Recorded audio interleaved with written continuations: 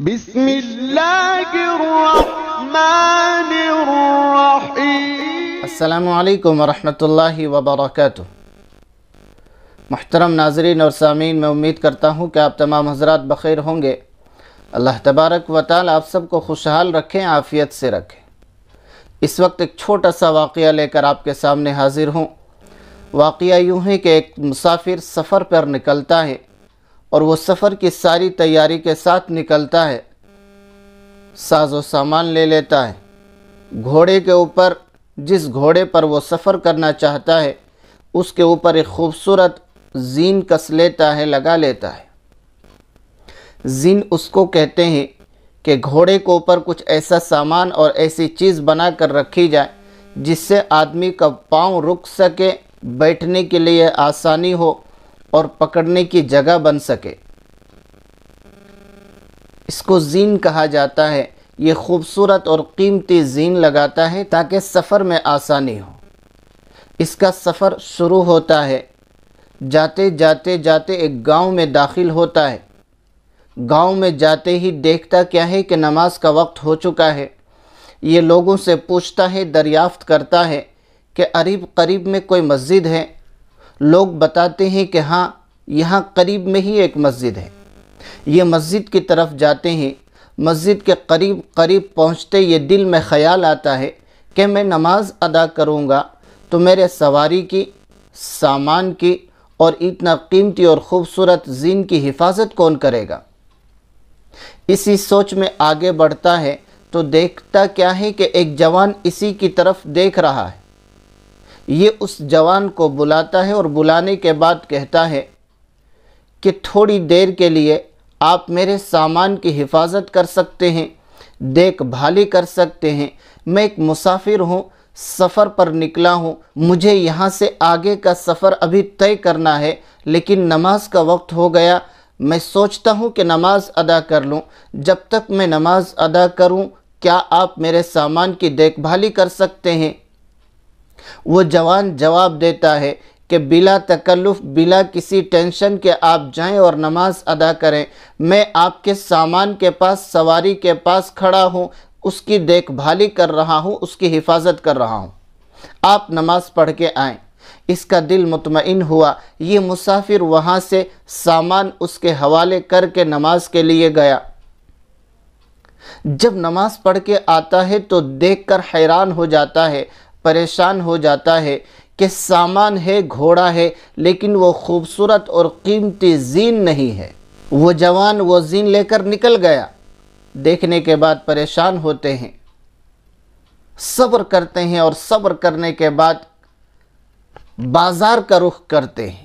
بازار کی طرف جاتے ہیں یہ سوچ کر کے کہ میں دوسرا زین خرید لوں گا، پھر اس کو گھوڑے کو اوپر سیٹ کر دوں گا، اس کو لگا لوں گا، اس کے بعد آگے کا سفر طے کروں گا۔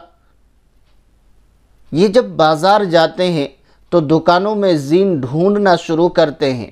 دیکھتے دیکھتے ایک ایسی دکان میں پہنچتے ہیں جہاں پر ان کا ہی زین لٹکا ہوا ہے۔ دکان والوں نے باہر اسے لٹکا دیا ہے۔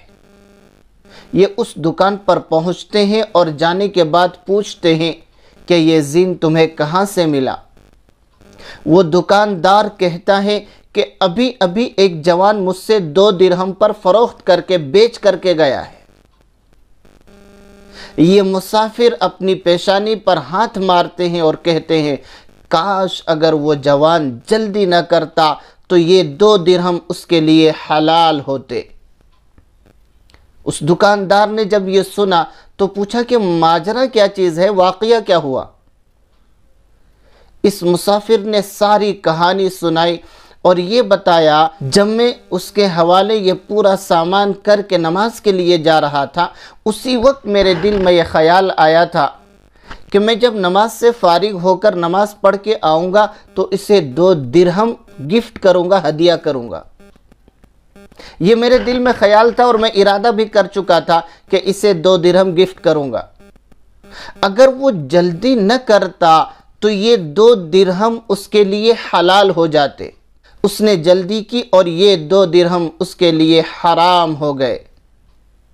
سامعین یاد رکھیے، ہم آپ کو اس واقعے سے یہ سبق ملتا ہے کہ مقدر کی روزی اللہ تبارک و تعالی ہمارے آپ کے لیے لکھ چکا ہے۔ ہم آپ کی مقدر میں جتنی روزی لکھی ہے وہ مل کر رہے گی انشاءاللہ، وہ کہیں بھی نہیں جائے گی۔ لیکن بعض دفعہ لوگ جلدی میں اور زیادہ کے چکر میں، زیادہ لے لوں، زیادہ پالوں، زیادہ جمع کر لوں کے ہوس میں اور لالچ میں حرام کام کر جاتے ہیں، حرام قدم اٹھا لیتے ہیں۔ اس کی مقدر میں، اس جوان کی مقدر میں 2 درہم لکھا جا چکا تھا۔ اگر یہ جلدی نہ کرتا، صبر کرتا، تو اسے 2 درہم ہدیے کی شکل میں اور گفٹ کی شکل میں ملتا تھا۔ لیکن اس نے جلدی مچائی، زین چوری کر لیا اور چوری کر کے جا کر بیچ دیا۔ 2 درہم پھر بھی ملے، لیکن جلدی کی وجہ سے حرام کے ملے۔ صبر کرتا، اللہ پر توکل کرتا، اللہ پر بھروسہ کرتا، تو واقعتاً اس کو جو 2 درہم ملتے وہ حلال طریقے سے ملتے، اس کے لیے وہ 2 درہم حلال ہوتے۔ تو ہم آپ بھی اپنے معاملات میں جلدی نہ کریں اور زیادہ کی ہوس اور اپنے اندر لالچ پیدا نہ کریں۔